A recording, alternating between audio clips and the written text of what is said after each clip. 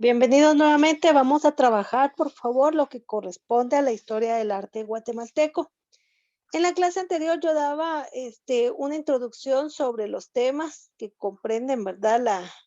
El arte y hasta el día de hoy, pues nosotros tenemos muchas expresiones del mismo de las cuales podemos hablar. Por favor, no sé si alguien preparó este material, puede compartirlo. Ahora, si no, solo vamos a pedir que habiliten su cámara, ¿verdad? Y vamos a discutir sobre el tema. Ustedes me indican quién desea empezar. Este señor, yo, Muy bien.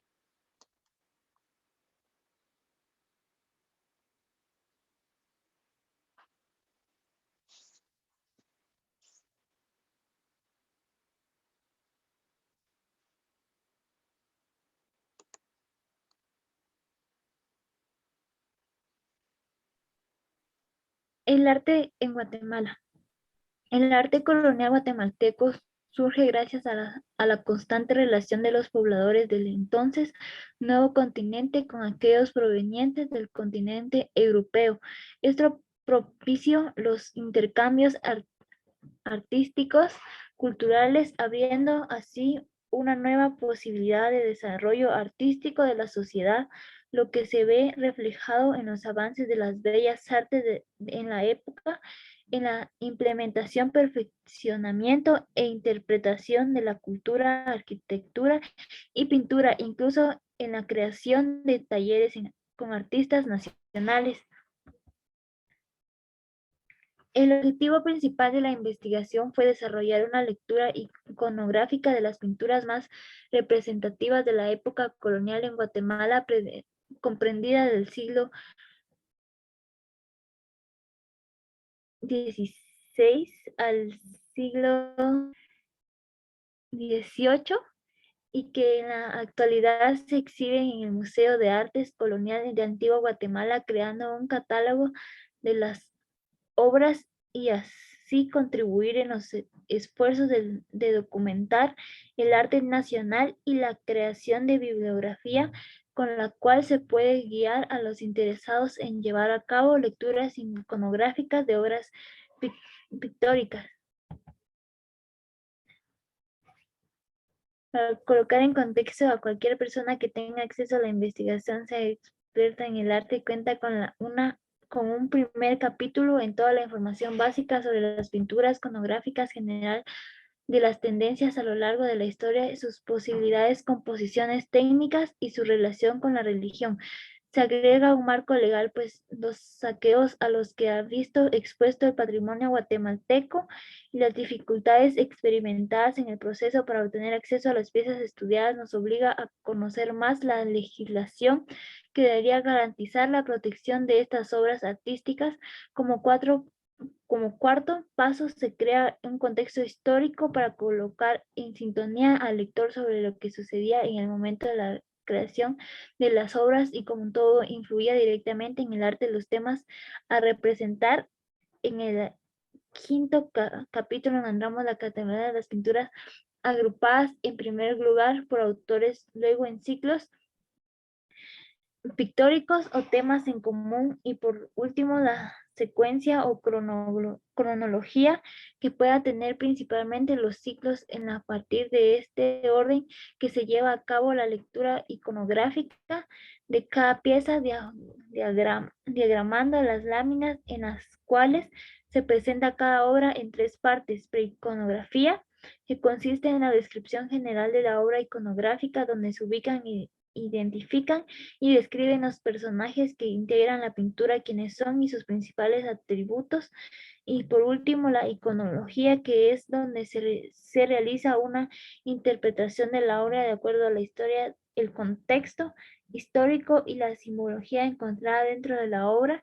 Por último, a partir de toda la información incluida en las lecturas, se crea un resumen de la simbología encontrada en las piezas en su formato de glosario iconográfico y que podrá ser útil para futuras lecturas.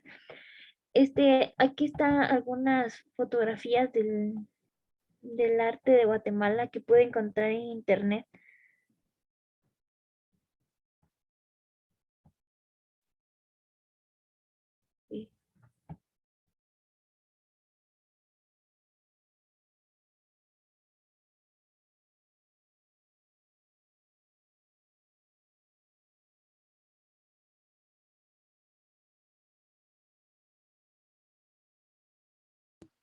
Muy bien, gracias, Elena, excelente.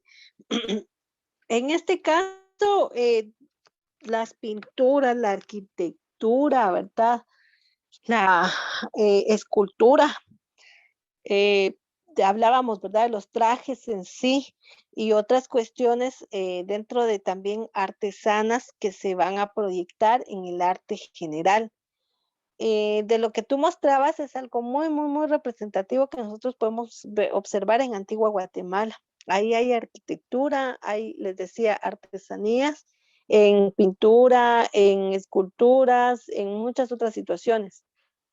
En un aspecto que destaca mucho lo que es la Antigua Guatemala, es también en la arquitectura en las iglesias, lo que es la escultura de imágenes y la trascendencia de esta parte de la escultura de imágenes, porque data de muchos años, algunas, por ejemplo, siglos, ¿verdad? Atrás de cómo se fueron instaurando, de cómo fueron creadas, de cómo llegaron a Guatemala o cómo se crearon en Guatemala. Esto es muy representativo para ustedes porque en este caso, ¿verdad? Todo lo que comprenda una representación, una explotación a través del turismo, es como nosotros vamos a poderlo desarrollar. Ya les decía yo el año anterior, ¿verdad? Les mencionaba que estas fechas precisamente religiosas, pues son de mucho beneficio. Pues no sé, le decía yo la vez pasada, ¿verdad? Por ejemplo, en este caso, la que puede o ha escuchado o ha visto o ha visitado, por ejemplo, es Elena aquí en Quetzaltenango, ¿verdad? Cada viernes de Cuaresma se establece, ¿verdad? Diferente iglesia y se hace como que una festividad así grande. Se comienza en la iglesia del Calvario el primer viernes, el segundo en la iglesia catedral, el tercero en la iglesia de San Bartolomé, el cuarto en iglesia de la Transfiguración, el quinto, ¿verdad? En iglesia el antiguo hospital que se le llama y el último y sexto en la iglesia San Nicolás. ¿Qué pasa con esta situación? Lejos de verlo como un fervor así religioso, por ejemplo, observemos la situación. Los visitantes vienen, los turistas, y tal vez no vamos a encontrar, ¿verdad? Desde el punto de vista religioso, pero sí desde el punto de vista festivo en relación a lo que se puede observar en esas actividades. Entonces ahí observamos, vuelvo a repetir, esculturas, arquitectura, gastronomía y miren, o sea, ya vamos sumándole muchos elementos que van a favorecer al turismo. En este caso, ¿verdad? Estos elementos, pues tenemos que tomarlos nosotros en cuenta. Y que el mío, la información que yo daba como introducción, data desde el inicio, por ejemplo, de los mayas hasta la época actual, ¿verdad? Porque nosotros, por ejemplo, ya en este caso se enfocaba, ¿verdad, Elena? En relación a la época colonial en adelante. Y de ahí es donde se da mucha marcación. Entonces, todos estos datos, todos estos elementos, todo lo que nosotros vamos a sumarle va a favorecer a un turismo específicamente. Muy bien. Weiner, ¿algo que desees compartir con nosotros?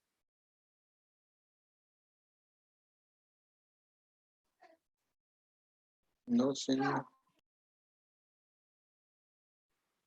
Muy bien. Te voy a pedir favor, ¿verdad? Que habíamos asignado esta tarea de ya creo que 3, 4 semanas atrás, de las cuales sumamos nosotros otras actividades. Y por favor, tienes acceso a un documento de todas formas en plataforma para que puedas favorecer y enriquecer la información, Wayne. Mientras tanto, pues yo voy a seguir entonces con la información. Ya vamos a llegar o ya dimos, ¿verdad? Esa visión de la parte que Elena compartía. También vamos a observar, les decía entonces, cómo nosotros podemos encontrar esos elementos en cada fase del desarrollo del ser humano, pero específicamente en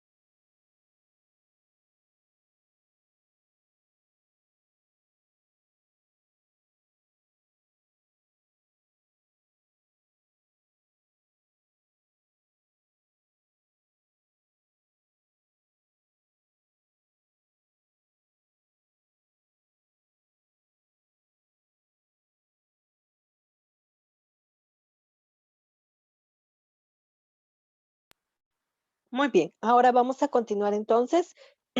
Dentro del arte, dijimos, aparecía la parte de la fase de los mayas. Ahora vamos a trabajar el arte prehispánico. En este caso, este pre, ¿verdad? Ya nos dio a nosotros una forma de poder concebir que fue antes, es decir, previo al descubrimiento y la conquista de América y México. En este caso, nosotros vamos a entender, ¿verdad? Que todas estas consideraciones que nosotros pudimos observar vienen desarrolladas a la cultura específicamente de los mayas. Luego, con el paso de la conquista, la invasión que se da en 1521, pues nosotros ya tenemos otro tipo de representación. Aquí el arte prehispánico se inicia con una escultura tosca, sin habilidad de expresión, ¿verdad? Es decir, que no hay un retrato así humano determinado, o no hay, por ejemplo, una habilidad desarrollada en técnicas, sino es solamente la expresión que nosotros podemos observar. En este caso se admira, ¿verdad? Dentro de lo que es, por ejemplo, las obras, los utensilios de cerámica, la vestimenta y otros elementos, pero así muy, elementos muy rudimentarios, no tienen algo sofisticado o moderno como hoy en día. Entonces, por eso es un periodo prehispánico, porque aún sigue, ¿verdad? Manteniendo algunas características del pueblo maya y la cultura dentro del mismo. También dice, se realizan, por ejemplo, se pueden observar todavía en centros urbanos, ceremoniales, mayas. Cuando nosotros hablamos, por ejemplo, de centros ceremoniales, nosotros vamos a hablar de los lugares donde se puedan observar estelas, dinteles, frisos, donde podemos encontrar, por ejemplo, templos o centros específicamente relacionadas a los mayas como tal. En la clase anterior les hablaba yo, por ejemplo, también de lo que era, los templos o los complejos, perdón, que se utilizaban para desarrollar lo que era el juego de pelota y los sacrificios, ¿verdad? Que se desarrollaban en el mismo. Ahí nosotros ya estamos hablando, entonces, siempre de un arte, de una expresión, porque es a lo que ellos, se debían o desarrollaban como tal. Ya para entonces nos habla, dice, el inicio de la arquitectura maya, según la enciclopedia en carta del año 2005, los sitios arqueológicos se asentaron en las primeras poblaciones humanas y en el continente americano. Todo lo que comprenda, recuerden, un asentamiento de los mayas comprende el territorio mesoamericano y de ahí es que nosotros vamos a conocer esos asentamientos, por ejemplo, que se encuentran, aquí lo mencionan, en Mérida, Yucatán, en México, ¿verdad? Porque fue un asentamiento que también tuvieron ellos. Y por eso es que nosotros también hablamos de ese territorio mesoamericano que comprende todas esas regiones. Se desarrolla la escultura en piedra y la cerámica de un solo color. Ahí definitivamente, ¿verdad? Es un color crudo, barro, que no tiene, por ejemplo, ningún tinte, ¿verdad? No tiene ningún, algún otro detalle específicamente. Nos menciona que los especialistas de la arquitectura maya expresan los primeros pobladores que construyeron sus plataformas y probablemente utilizaron materiales biodegradables como la paja y el barro. En la actualidad todavía se pueden observar esas casitas de lo que es de adobe que le llaman. El adobe, pues es un material, ¿verdad?, entre lodo y paja, de los cuales están hechos los bloques. A eso se refiere cuando nosotros observamos esa parte de la arquitectura. ¿En dónde lo podemos observar? En los lugares donde ellos vivieron como tal. Aquí nos dice, las chozas, ¿verdad? Tenían un techedumbre de lo que eran ramas. Llamémosle ramas, también llamémosle la palma, ¿verdad? Se recuerdan que esa es una hoja demasiado extensa, ¿verdad? Y que a su vez tiene como flecos, que son parte de las hojas que comprende, y que en este caso, ¿verdad? Se utilizaron como techo. También ya para un entonces todavía no se iba a observar, por ejemplo, las tejas, pero sí posteriormente se van a sumar a ello y que en este caso lo voy a mencionar porque son algunas de las características también de arte expresivo que mantienen algunas ciudades coloniales. Aquí nos dice la madera de caoba y el zapote proporcionaban materiales para los dinteles de las puertas, los refuerzos para bóvedas, entre otros. Recordemos que ellos, les decía, al igual que los egipcios, pues cuando construyeron las bóvedas, ¿verdad? Para dejar ahí los restos de los difuntos, pues eso era un parte también de la expresión del arte que se tenía o se manifestaba dentro de estas culturas. Aquí habla también un poco de la cultura tolteca pipil. ¿Por qué vamos a hablar de los toltecas? Y me van a decir, pero si ellos pertenecen a lo que es la región de México. No, recordemos que parte o una gran mayoría de territorio mexicano que hoy en día es parte, pues pertenecía a Guatemala. Y entonces esa colindancia, ese asentamiento de los toltecas, ¿verdad? Es la que nosotros estamos hablando. Luego están los aztecas, que los aztecas pues ya sabemos que pertenecen ahí sí exclusivamente a México. Dentro de la arquitectura maya, datada en un siglo XVI, ha llamado la atención a muchas personas, sobre todo a los europeos, porque establecen pirámides, templos y palacios. Y se recuerdan ustedes que esa parte de las pirámides, de los templos, de los palacios, se dio mucho conocimiento, por ejemplo, de los egipcios. Y yo les decía la vez anterior cuando mirábamos, por ejemplo, en antropología, esta parte también de historia, veíamos que el ser humano, por ejemplo, pues cómo concibió los conocimientos de forma similar, definitivamente ahí, ¿verdad? Eran los elementos que se tenían a la vista y por eso es de que tienen esa característica. Por ejemplo, el gran jaguar, ¿verdad? Tiene una forma de pirámide. Y si nosotros recordamos la imagen, ¿verdad? De la pirámide de Giza, la misma situación, solamente que uno sí tiene una punta directamente, mientras los otros pues tienen otras figuras grabadas dentro de la misma. En Petén, el estilo de la región es clave. Acá nosotros podemos observar a simple vista esa parte que yo les digo del arte en la arquitectura. Ahí en Petén definitivamente está la ciudad de Tikal, en la cual nosotros podemos observar, miren cuántos sitios, es una inmensidad. Un día no termina uno de caminar ahí y poder observar todo aquella arquitectura que ellos establecieron y que en un momento determinado pues tuvieron, ¿verdad?, distintas formas de poderse emplear. El valle, dice, de Motagua hace un singular, se hace un singular por la utilización de los sillares, de lo que es la traquilla, la gran abundancia de esculturas y la profusa decoración entre los frisos. Cuando nosotros hablamos de esa decoración, ¿verdad? Estamos hablando de todo ese tallado en la piedra que nosotros podemos observar y que hace representación definitivamente a muchas situaciones de la vida social de este hombre, ¿verdad? De este maya como tal. El propósito de la arquitectura maya, los mayas vivieron en grandes espacios abiertos, con una producción agrícola, ¿verdad? Determinada según las zonas.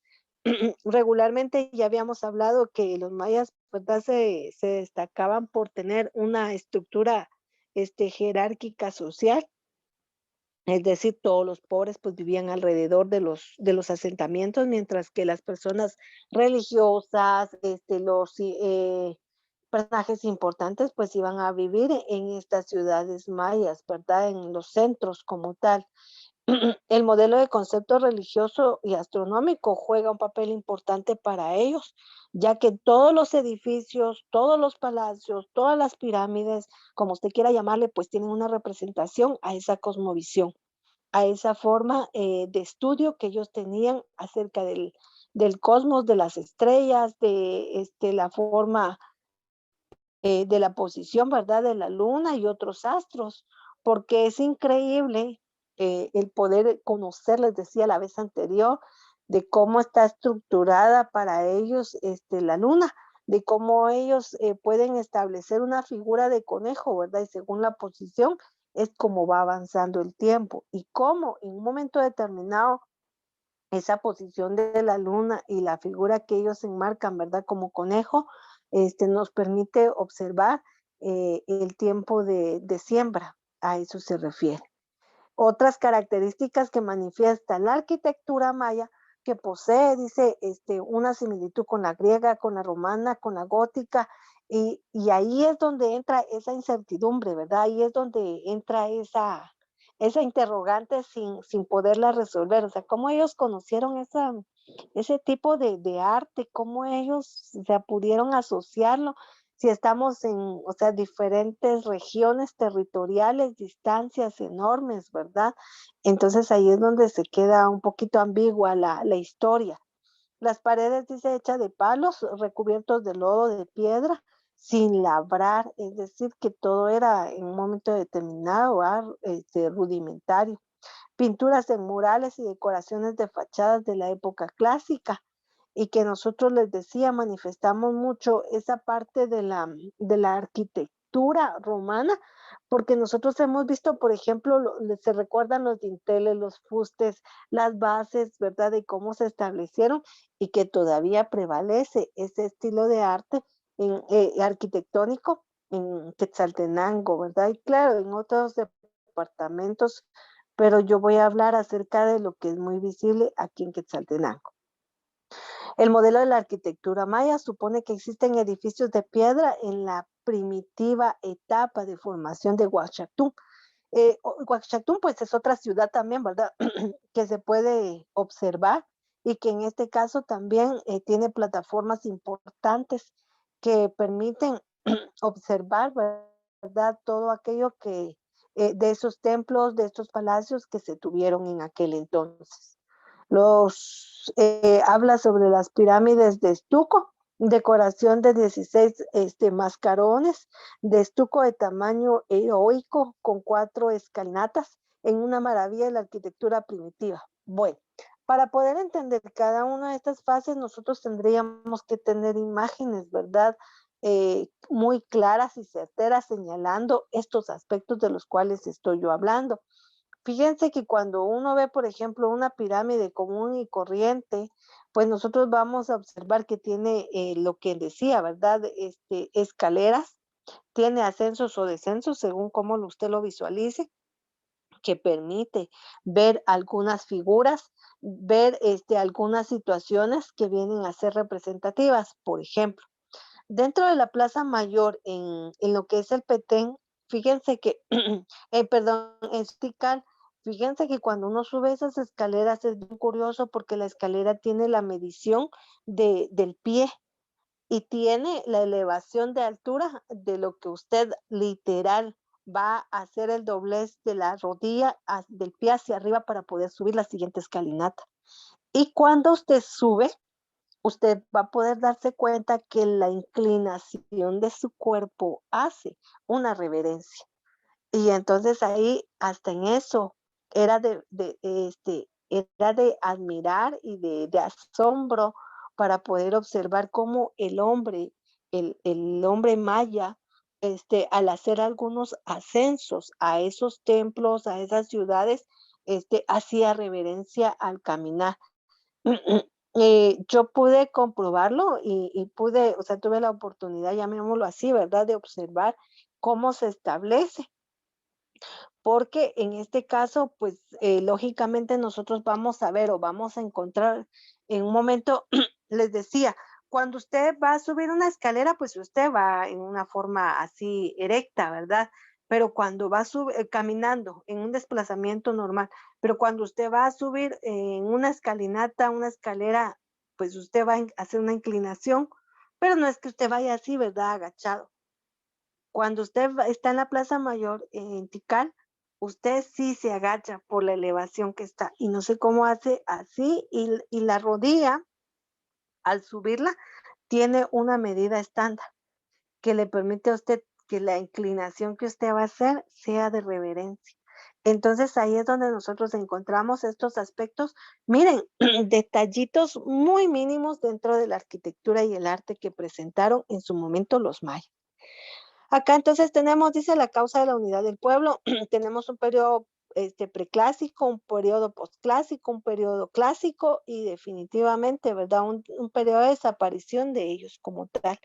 Entonces ahí vamos a entender, dice, el primero, el preclásico está entre los años 1500 a 150, el protoclásico lo establece según nuestras fechas, ¿verdad? Que aparecen en el 150, siempre después de Cristo, todos. En el tercero, que sería el clásico, en el 300, el posclásico, que ya sería en el 1000, y todos, vuelvo a repetir, después de Cristo.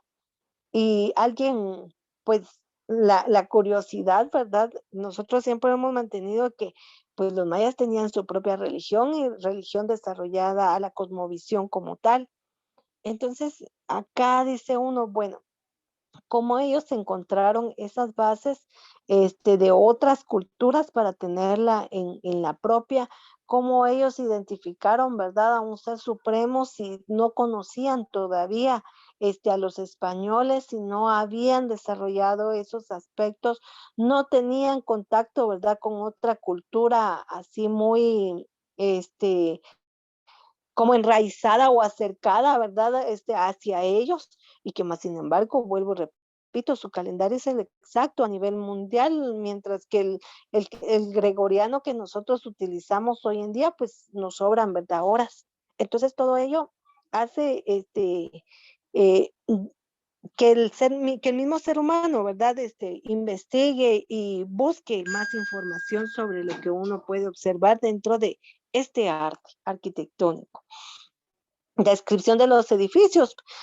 Prácticamente dice todos los edificios mayas fueron levantados sobre estructuras que variaban en la altura según el uso que se destinaba.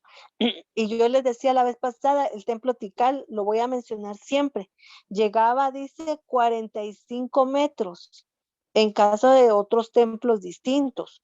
Y cuando nosotros vemos ese templo, no está completamente el templo como tal. Se ve que todavía una parte sigue subterránea. Entonces uno se queda asombrada, ¿verdad?, de escuchar y ver esa descripción de estos edificios que ellos desarrollaron, porque no es que vino, ¿verdad?, una grúa, no vino una maquinaria, como hoy podemos observarlo, ¿verdad? Y fue y hizo y construyó el edificio, ¿verdad? La estructura, y subieron ellos hasta la cima, ¿verdad?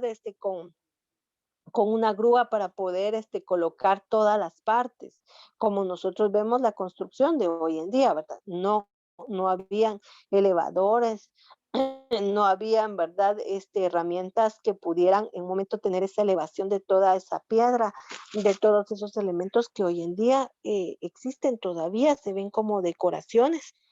Hay una máscara, ¿verdad?, que mide tal vez 2 metros o un poquito más, y la postura donde se encuentra es realmente novedosa, ¿verdad?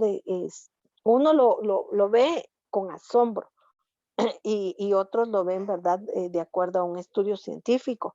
Entonces nosotros a veces cuando visitamos ciertos lugares, pues solo vemos los detalles así muy superficiales, ¿verdad? Pero ya entrar de lleno a este tipo de arte, definitivamente uno va y busca cada elemento, cada detalle que tiene para poderlo establecer como un tipo de arte.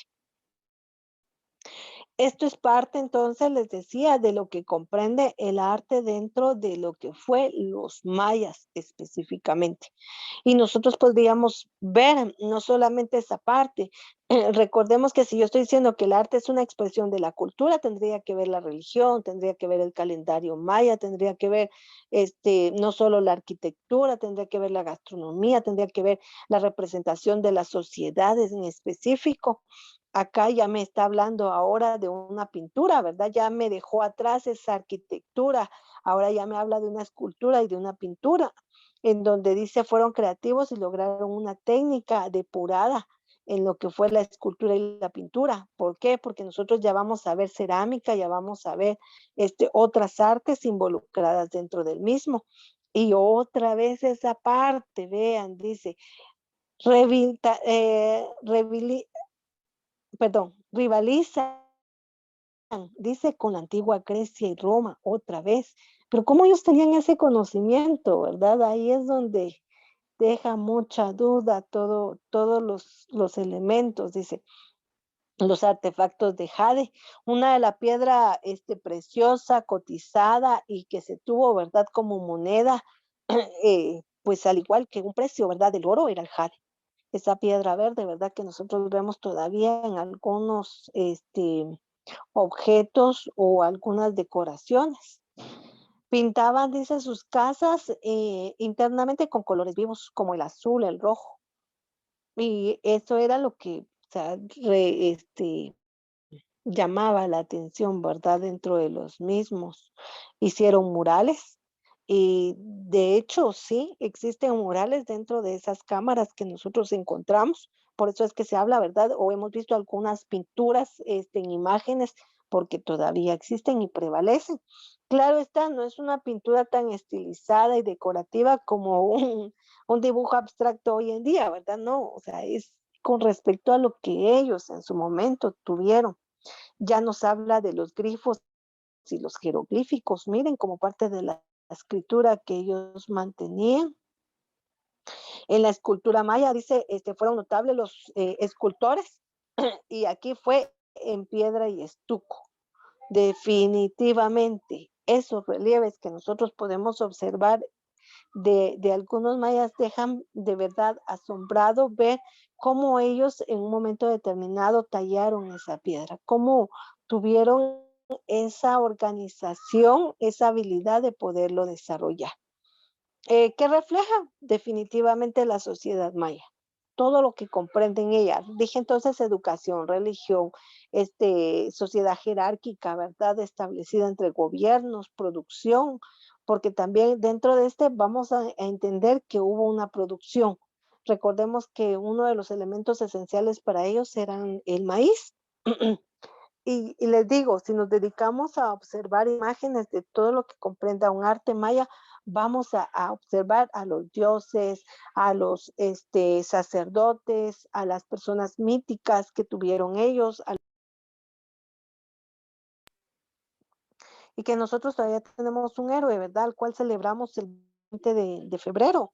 Ese al príncipe, ¿verdad? Tecumumán, que fue el último en dar batalla en resistencia, ¿verdad? A lo que corresponde de los españoles. En Quetzaltenango, vuelvo a repetir, existe una estatua de él, ¿verdad? Y la representación que tiene es impresionante. Eh, le colocan, ¿verdad? Una especie de cachiporra, un escudo, un, este, hay un penacho enorme y su complexión física, ¿verdad? Hace relevancia a lo que nosotros estamos hablando hoy en día.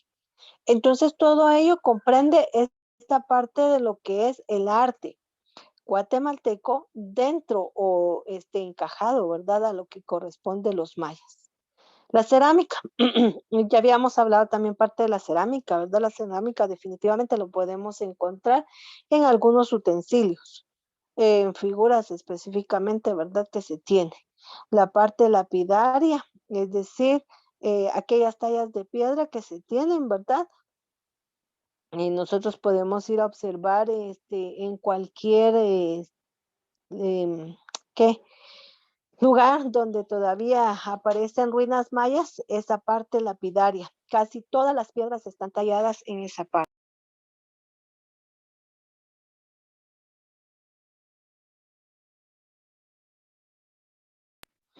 Lo que es la orfebrería y que todavía hoy en día nosotros trabajamos sobre el orfebre. En este caso, piezas de oro, cobre, y ya se recuerdan también que habíamos visto la parte de los metales en antropología. Miren cómo se va asociando todos estos elementos, van encajando uno con otro. A eso se debe parte de lo que es la arquitectura, de lo que es el arte guatemalteco. Muy bien, vamos a dejarlo hasta aquí. Pero por favor, la próxima clase sí voy a pedirte, Weiner, que puedas compartir con nosotros, alguna información para que no sea tan cansado y tedioso observar y escuchar solamente a mí. Pueden pasar, por favor, a su siguiente clase.